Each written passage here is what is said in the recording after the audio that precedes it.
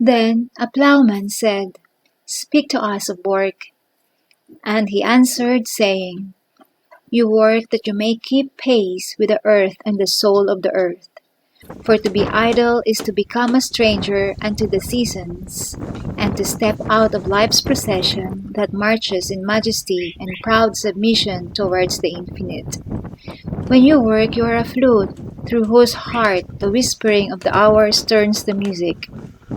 Which of you would be a reed, dumb and silent when all else sings together in unison? Always you have been told that work is a curse and labor a misfortune. But I say to you that when you work, you fulfill a part of earth's furthest dream, assigned to you when that dream was born. And in keeping yourself with labor, you are in truth loving life.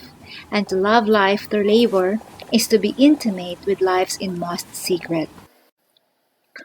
But if you in your pain call birth an affliction, and the support of the flesh a curse written upon your brow, then I answer that naught but the sweat of your brow shall wash away that which is written.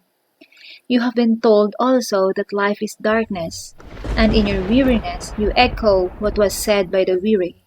And I say that life is indeed darkness, save when there is urge. And all urge is blind, save when there is knowledge. And all knowledge is vain, save when there is work. And all work is empty, save when there is love. And when you work with love, you bind yourself, and to one another, and to God. And what is it to work with love? It is to weave the cloth with threads drawn from your heart, even as if your beloved were to wear that cloth.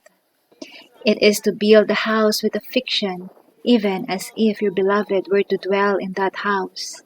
It is to sow seeds with tenderness and reap the harvest with joy, even as if your beloved were to eat fruit. It is to charge all things you fashion with the breath of your own spirit, and to know that all the blessed dead are standing about you and watching. Often have I heard you say, as if speaking in sleep, "He who works in marble and finds the shape of his own soul in the stone is nobler than he who plows the soil. And he who seizes the rainbow to lay it on a cloth in the likeness of man is more than he who makes the sandals for our feet." But I say, not in sleep, but in the over-wakefulness of noontide, that the wind speaks not more sweetly to the giant ox than to the least of all the blades of grass. And he alone is great who turns the voice of the wind into a song made sweeter by his own loving.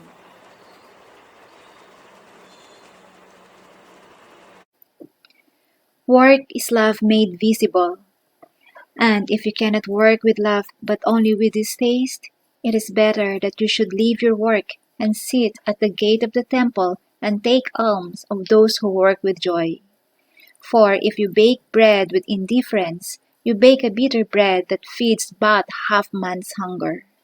And if you grudge the crushing of the grapes, your grudge distills a poison in the wine. And if you sing, though as angels, and love not the singing, you muffle man's ears to the voices of the day and the voices of the night.